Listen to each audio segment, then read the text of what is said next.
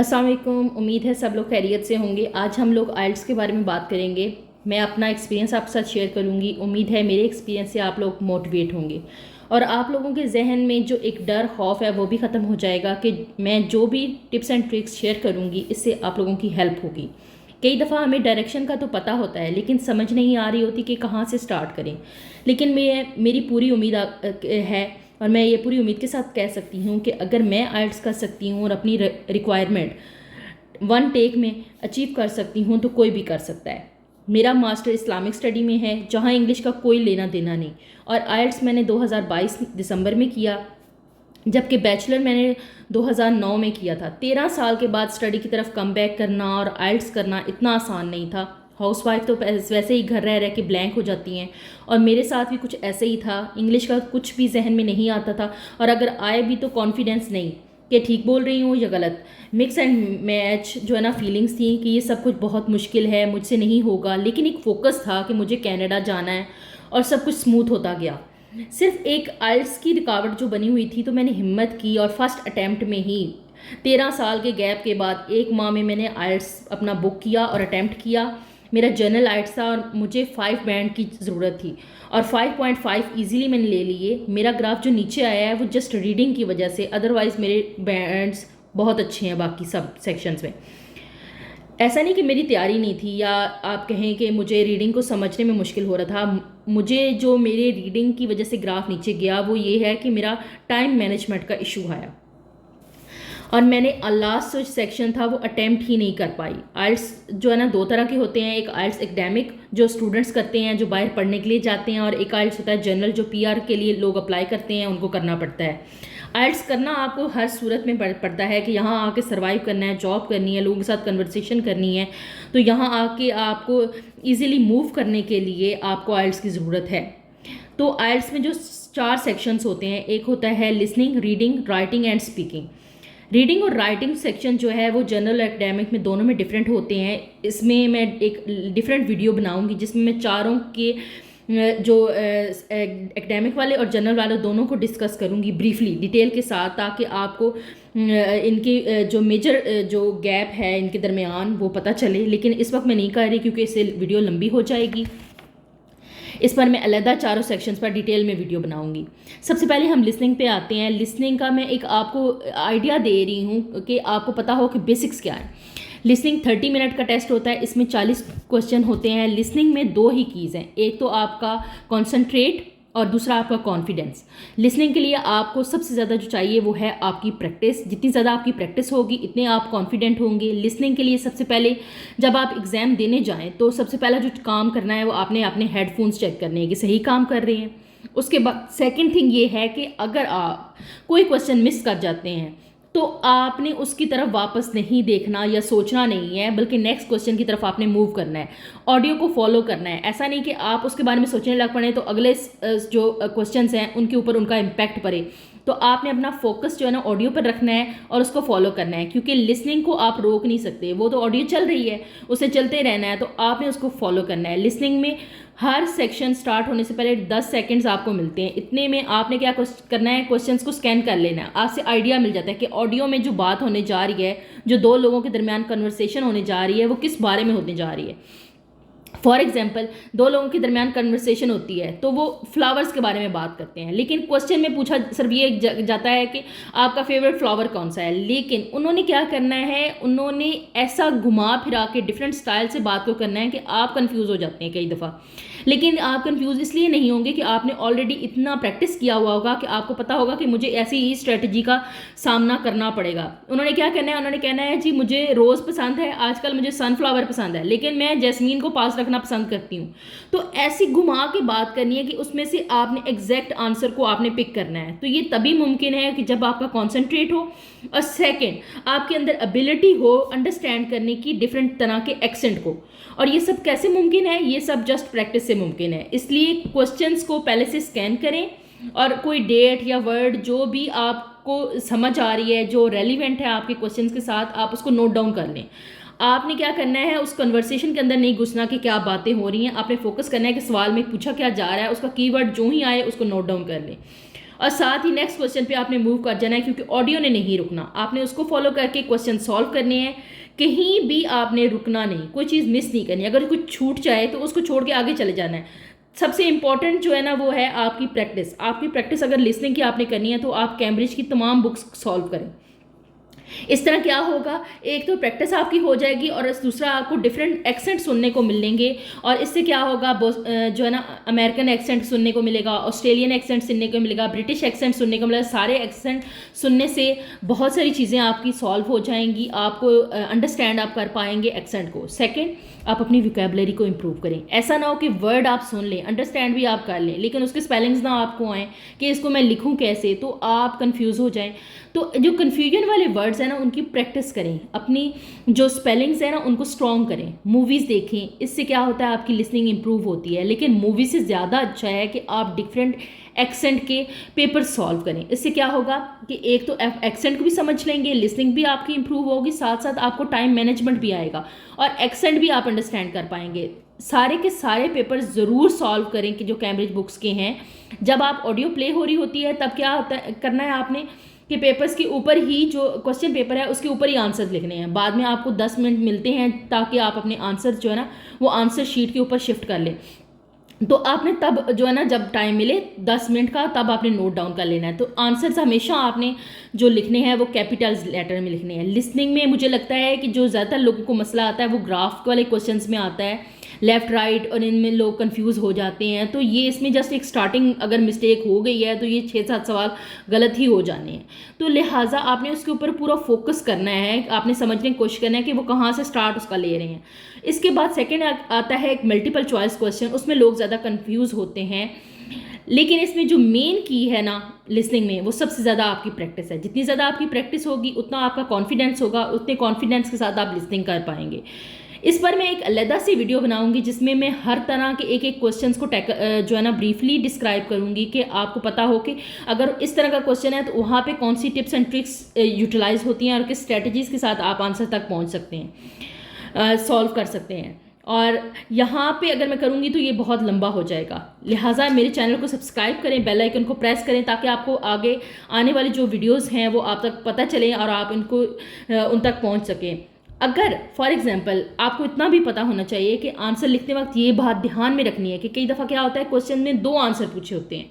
अगर 2 words answer की बात हो रही है तो आपने एक वर्ड नहीं लिखना, आपने 2 वर्ड्स ही आंसर में देखने हैं। और ऑडियो को इतने आपने गौर से सुनना है, उसमें खोना नहीं है, उसके अंदर से बस वो पिक करने हैं, फोकस करना है क्वेश्चंस के आंसर्स के ऊपर। आइल्स में 2 बातों पर ध्यान रखना बहुत ज़रूरी है, एक स्पेलिंग्स और एक ग्रामर। जो है ना अगर आप ये दोनों कॉन्फिडेंस से कर लेते हैं तो आप अपना डिज़ायर बैंड इजीली अचीव कर सकते हैं।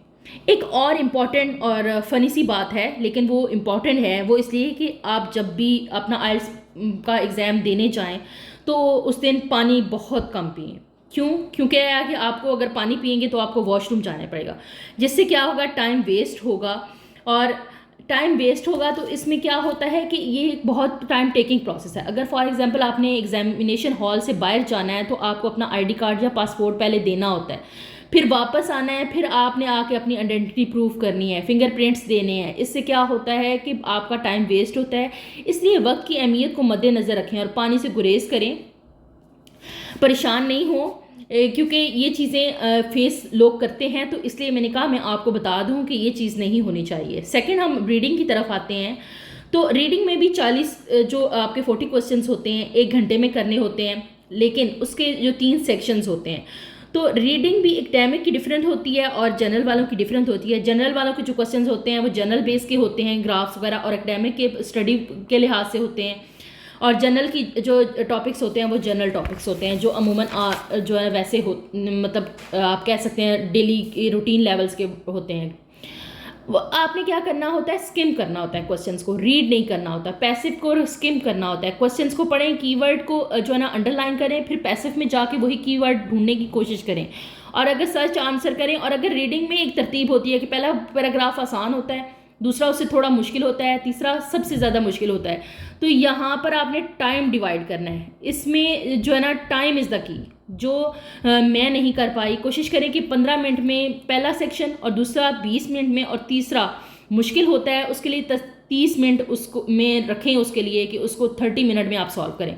अगर कोई मुश्किल लग रहा हो क्वेश्चन या आंसर आपको नहीं मिल रहा हो तो उसको छोड़ दें। ऐसा नहीं है कि अगर आपको फॉर एग्जांपल 15 मिनट का टाइम जो है ना ख़त्म हो चुका है और अभी आप पहले सेक्शन को लेके ही बैठे हुए हैं तो बाकी मिस ना हो जाए। तो आप ऐसे करें कि आप 15 मिनट में अगर नहीं हुआ ना तो जो क्वेश्चन रह गया तो कोई बात नहीं, आप 15 मिनट के बाद दूसरे सेक्शन पर चले जाएँ, दूसरा करें और अगले तीसरे पर चले जाएँ। उसके टाइम मैनेजमेंट के साथ आप टाइम आपका वेस्ट नहीं होना चाहिए। अगर आंसर कोई मिल गया तो ठीक है, इट्स ओके, अगर नहीं मिला तो उसको छोड़ के चले जाएँ। अगर जब आप लास्ट कर लेते हैं उसके बाद अगर आपके पास टाइम होता है तो आप पीछे वाले जो आपके पहले से क्वेश्चन मिस हो गए हैं आप उनको सॉल्व कर लें। और दूसरा, जैसे लिसनिंग में क्या होता है कि आपको 10 मिनट आखिर में मिलते हैं आपको जो है ना आंसर शीट के ऊपर ट्रांसफर करने के, लेकिन इसमें आपको एक्स्ट्रा टाइम नहीं मिलता। लिहाजा आपने क्या करना है कि साथ साथ ही आंसर्स जो है ना आंसर शीट के ऊपर आप ट्रांसफ़र करते रहें, आप उसमें टाइम वेस्ट ना करें। और कई दफ़ा होता है कि 2-2 वर्ड्स के भी आंसर होते हैं, तो लिहाजा ट्रांसफ़र करते वक्त आप इस चीज़ का ध्यान रखें कि टाइम के अंदर आपने काम करना है और जितना पूछा गया है अगर 2 वर्ड्स का आंसर है तो 2 वर्ड्स ही आप आंसर में लिखें। ऐसा ना हो कि 1 वर्ड आंसर में लिख दें तो 1 आप लिखना भूल जाएँ। तो ये ग्रामेटिकली आंसर ठीक होना चाहिए, आपका स्पेलिंग्स उसके ठीक होने चाहिए, कैपिटल लेटर्स में इसके आंसर भी आपने लिखने हैं। यहाँ पे ट्रू फॉल्स में लोगों को प्रॉब्लम ज़्यादा होती है, लेकिन रीडिंग के लिए मैं अलग से एक वीडियो बनाऊंगी जिसमें मैं आपको बिल्कुल ब्रीफली बताऊंगी कि रीडिंग में क्या कौन कौन सी टिप्स एंड ट्रिक्स किस किस क्वेश्चन के लिए क्या क्या स्ट्रेटजीज यूज़ होती हैं, मैं आपको ब्रीफली बताऊंगी। नेक्स्ट सेक्शन जो है ना राइटिंग का होता है। राइटिंग में भी एकेडमिक की राइटिंग डिफरेंट होती है, जर्नल की डिफरेंट होती है। एकेडमिक में ग्राफ आता है और दूसरा जो है ना ऐसे होता है, जबकि जर्नल में एक लेटर होता है और दूसरा ऐसे होता है। तो ऐसे जो है ना दोनों में सेम ही होते हैं, ग्राफ थोड़ा सा डिफरेंट मेथड में होता है। कोशिश करें कि 15 मिनट में आपने पहला पार्ट कर लेना है, ग्राफ वालों ने अपना ग्राफ कर लेना है और लेटर वालों ने अपना 15 मिनट में लेटर कर लेना, और बाकी जो 45 मिनट्स हैं वो आप जो है कोशिश करें कि उसमें ऐसे करें। मैंने इतनी ज़्यादा प्रैक्टिस की थी कि 20 मिनट में मैंने दोनों टास्क कर लिए थे और 40 मिनट्स में मैं हॉल को देख रही थी। ऐसा नहीं कि मुझे कुछ आता नहीं था, टाइम भी था, लेकिन जितने वर्ड्स की रिक्वायरमेंट थी मुझे उतने ही लिखने थे और मज़ीद लिखने की परमिशन नहीं थी। और तो जैसे अगर 150 वर्ड्स जो है ना मुझे फर्स्ट टास्क के लिए लेटर के लिए चाहिए थे तो मैंने उतना लिख लिया। और अच्छा, जब आप प्रैक्टिस करने जाएं तो आप ऐसे करें कि आप जो है ना सिंपल कॉपीज़ के ऊपर जो है ना प्रैक्टिस ना करें, बल्कि प्रैक्टिस शीट्स लें। जो आपकी एग्जामिनेशन हॉल में जिस तरह की आपको शीट मिलनी है उस तरह की शीट्स गूगल पे सैंपल पड़े होते हैं, आप उनके प्रिंट निकलवा लें और उसके ऊपर प्रैक्टिस करें। उससे क्या होता है कि आपको आइडिया होगा कि कितनी शीट्स यूज़ होती हैं और कितने पेज के ऊपर मेरे कितने वर्ड्स आते हैं और कहाँ तक जाता है। जैसे फॉर एग्जांपल लेटर है तो वो 1.5 जो है ना मतलब पेज के ऊपर मेरा लेटर आ जाता है। तो ये आपकी प्रैक्टिस करने से आपको पता चलेगा कि आपका ऐसे कितने कहाँ तक जाता है। मैं कोशिश कर रही हूँ कि मैं एक एक पॉइंट को कवर करूँ, लेकिन जब हम डिटेल में नेक्स्ट हम राइटिंग की तरफ जाएंगे तो मैं ईच एंड एवरीथिंग आपको डिफाइन करने की कोशिश करूँगी। अच्छा, यहाँ पे जो मैं बात कर रही हूँ वो ये है कि हम ऐसे होता है कि मैं आपको सारे आंसर आप देखने की कोशिश करते हैं। जैसे फॉर एग्जांपल राइटिंग में ऐसे है तो ऐसे को जब आप कवर करते हैं ना तो सारे आंसर देने की कोशिश करते हैं। जैसे उसमें पूछा गया व्हाट, हु, हाउ, सबका आंसर आप देते हैं, लेकिन ऐसे के लिए जो लाइंस याद करके कभी भी नहीं जाना। लोग क्या करते हैं कि कोई एक पैटर्न सजेस्ट किया होता है, वो नेट से उठाया, उसको रट्टा लगा लिया, कि आपने उसको कभी भी ऐसे फॉर्मेट को फॉलो नहीं करना, आपने नेचुरल रहना है। इंट्रोडक्शन में जो क्वेश्चन का पैराग्राफ है उसको डिस्कस करना है। अगर एडवांटेजेस डिसएडवांटेजेस हैं तो उसके पॉइंट्स के ऊपर इंट्रोडक्शन दें, फिर आप 3 एडवांटेजेस डिस्कस करें तो 3 ही डिसएडवांटेजेस। ऐसा नहीं है कि दोनों में बैलेंस ना हो कि एडवांटेजेस ज़्यादा डिस्कस हो रहे हैं और डिसएडवांटेजेस कम हो रहे हैं। दोनों को इक्वल रखें, बैलेंस में रख के फिर उनका कंक्लूजन निकालें। फॉर्मेट ऐसा होना चाहिए कि एक सिंक में सब कुछ फ्लो कर रहा हो, कि ऐसा ना हो कि कुछ चीज़ें एक्टिव वॉइस में जा रही हैं, कुछ पैसिव वॉइस में जा रही हैं। तो ग्रामेटिकली भी दोनों ठीक होने चाहिए। आपका लिखने का पैटर्न आसान होना चाहिए। ऐसा नहीं कि आप लिख रहे हो कि जैसे it has to be done, अगर आपको चाहिए ज़रूरत कहने की तो आप कह रहे हो कि इट शुड बी डन। तो यहाँ ये चीज़ें मिस एंड मैच नहीं होनी चाहिए। आपके दोनों जगहों पे आपका जो है ना बैलेंस होना चाहिए कि आप किस तरह की बात कर रहे हैं। अगर फॉर एग्जांपल राइटिंग में अगर आप इन चीज़ों को ख्याल रखते हैं तो आप बैंड 6 इजीली अचीव कर सकते हैं एक माह की तैयारी के साथ, और मैंने लिया है। दूसरा, कभी भी वर्ड्स की रेपिटेशन ना करें। इडियम्स हैं, फ्रेजेस हैं या कोई भी वर्ड है जो बार बार आपने इस्तेमाल नहीं करना। आपने वर्ड्स कॉम्प्लेक्स वर्ड हो या कोई भी विकेबलरी हो तो उसको अपने लेवल पे रह के काम करें, एडवांस लेवल की तरफ ना जाएं। अपना कंफर्ट में रहते हुए महदूद विकेबलरी के साथ भी आप अपनी मंजिल पा सकते हैं। आपका काम ऐसा होना चाहिए जो सिंपल हो, इजी टू अंडरस्टैंड हो, ताकि एग्जामिनर को पढ़ते हुए वो चीज़ें समझ आएँ कि आप उसको कहना क्या चाह रहे हैं। इस तरह से आप अच्छे बैंड्स ले सकते हैं। प्रॉब्लम सोल्यूशन अगर आप फॉर एग्जांपल सॉल्व करने जा रहे हैं तो आपका वहाँ पे भी इस सोल्यूशन के साथ लिंक होना चाहिए। ऐसा नहीं कि आप प्रॉब्लम्स बता रहे हैं और उसके जो सोल्यूशंस हैं, अगर फॉर एग्जांपल पोल्यूशन के ऊपर बात हो रही है तो आप माहौलियाती आलूदगी को छोड़ के आबी आलूदगी पे आ रहे हो तो एक ही फ्लो में जाएं। आपने उसी का हल निकालना है जिसके ऊपर आप डिस्कशन कर रहे हैं। टू द पॉइंट बात करनी है, इनरेलीवेंट बातें नहीं करनी। लोग क्या करते हैं, ज़्यादा लिखने के चक्कर में ना इनरेलीवेंट बातें कर रहे होते हैं। क्वालिटी के ऊपर कंप्रोमाइज़ आपने बिल्कुल नहीं करना। जितने भी आपको सॉल्यूशंस बताने हैं उतने ही आपने प्रॉब्लम्स भी डिस्कस करने हैं। सिंक में रह के चलना है।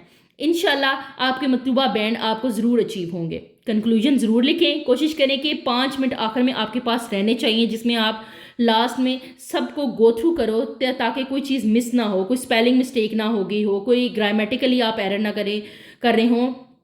टिप्स बहुत हैं लेकिन अलग-अलग वीडियो बना के मैं हर चीज़ को डिस्कस करूँगी ब्रीफली, ताकि आपको आसानी से समझ आ जाएंगे और आप उसके ऊपर करें। और स्पीकिंग के बारे में मैं बात करना चाह रही हूँ कि स्पीकिंग के लिए कुछ भी याद नहीं करना। लोग क्या करते हैं, स्पीकिंग में भी जो है ना रटी रटाई बातें याद करने की कोशिश करते हैं, उसे प्रैक्टिस करते हैं, रटते हैं। उससे क्या होता है कि आप वहाँ जाके कर रहे होते हैं, बार बार रुक रहे होते हैं, गैप्स आ रहे होते हैं, आप सोच सोच के बोल रहे होते हैं। अगले एग्जामिनर को बड़े अच्छे तरीके से पता चल रहा होता है कि ये स्पीकिंग करने आया है बंदा, लेकिन इसकी तैयारी नहीं है, ये बंदा कुछ याद करके आया है। आपने ऐसे नहीं करना। आप अपनी सबसे पहली चीज़ जो है वो बिल्कुल कोई चीज़ याद नहीं करनी। जनरल नॉलेज आपके पास होनी चाहिए हर टॉपिक के लिहाज से, आपको मालूमात हो हर टॉपिक के ऊपर बोलने के लिए। आप क्या करें, नॉलेज लेनी है तो आप बुक्स पढ़ें। कुछ भी स्पीकिंग में एग्जामिनर जो भी पूछे तो कोशिश करें कि बातों को मोल्ड करके अपनी कंफर्ट की तरफ ले जाएं। आंसर इस तरह के दें, सिंपल दें, टू द पॉइंट दें। लेकिन अगर डिटेल्स भी देनी हो तो जितनी रिक्वायरमेंट है उतना ब्रीफली आप डिस्कस करें। कॉन्फिडेंट के साथ रहें। ऐसा नहीं है कि वो कोई इंटरव्यू ले रहा है, इंटरव्यू नहीं हो रहा, बातें हो रही हैं, तो आप अपने माइंड में रहें कि आप बड़े कंफर्टेबल होकर उसके साथ डिस्कशन कर रहे हो। और उसके फेस एक्सप्रेशंस के ऊपर तो बिल्कुल भी नहीं जाना। आपने एग्जामिनर के फेस एक्सप्रेशन को गौर से नहीं करना। कई दफ़ा वो स्माइल कर रहा होता है तो आपके बैंड अच्छे नहीं आते। कई दफ़ा वो गुस्से में है या उसका जो है ना इधर उधर ध्यान है, अटेंशन उसकी डाइवर्ट है, लेकिन आप कंफ्यूज हो रहे होते हो कि पता नहीं ये क्या कहना चाह रहा है या इसको मेरी बात समझ नहीं आ रही। तो ऐसा नहीं होता कि वो आपको जानबूझ के उलझा रहे होते हैं। आपने उनकी चीज़ों की तरफ नहीं देखना। आपने क्लियर बात करनी है, स्लोली बात करनी है। क्यू कार्ड के मुताबिक जो है ना आपने आंसर करना है। अगर फॉर एग्जांपल 2 मिनट के लिए आपको बोलने का कहा गया है तो आपने क्या करना है कि उसके मुताबिक ही बात करनी है और तब तक बात करते रहना है जब तक वो एग्जामिनर आपको स्टॉप ना करे कि सॉरी आप अब जो है ना मतलब इसको यहाँ पे क्लोज करें। आपने बोलते रहना है जब तक वो स्टॉप ना करे। अगर वो स्टॉप करने कह रहे हैं तो इसका मतलब है कि आप बहुत अच्छा कर रहे हैं और आपने बहुत अच्छा किया है। अगर फॉर एग्जांपल आपको कोई क्वेश्चन समझ नहीं आ रहा, जैसे क्यू कार्ड के बाद के जो क्वेश्चंस होते हैं वो आपके उसी से रिलेटेड होते हैं, उसमें डिटेल में वो आंसर क्वेश्चन करने की कोशिश करते हैं कि आपको कितनी ग्रिप है इसके ऊपर। तो आप अगर कोई चीज़ समझ नहीं आती तो सॉरी कह के दोबारा पूछ लें कि मुझे इस क्वेश्चन की समझ नहीं आई, वो आपको बताएंगे। और आपका जो स्पीकिंग में जो चीज़ है वो एक तो आपका ग्रामर है और दूसरा आपका सेंटेंस स्ट्रक्चर है। इन दोनों के ऊपर बहुत ध्यान दें। इस पूरे जो टेस्ट में जो सबसे मेजर की है ना वो आपका कॉन्फिडेंस है। जितना ज़्यादा, और कॉन्फिडेंस कहाँ से आता है, वो आपकी प्रैक्टिस से आता है।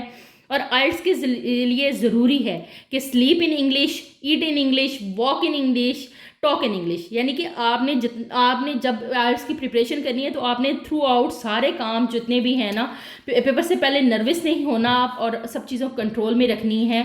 और अगर आप प्रैक्टिस करते हैं तो आप अब परेशान होंगे ही नहीं, क्योंकि रियल एग्ज़ाम जो है ना मुझे लगता है कि आपकी प्रैक्टिस से ज़्यादा इजी होता है। उम्मीद है मेरी बातें आपको समझ आई होंगी। आइल्स की बेसिक्स मज़ीद मालूमात मैंने आपको दी हैं और मज़ीद मालूमात मैं आपको दूंगी। उसके लिए मेरे चैनल को सब्सक्राइब करें ताकि आपको आर्ट्स से रिगार्डिंग अगर कोई भी मटेरियल, हेल्पिंग मटेरियल चाहिए तो मेरे पास सारा मटेरियल्स पड़ा हुआ है, each and everything I have.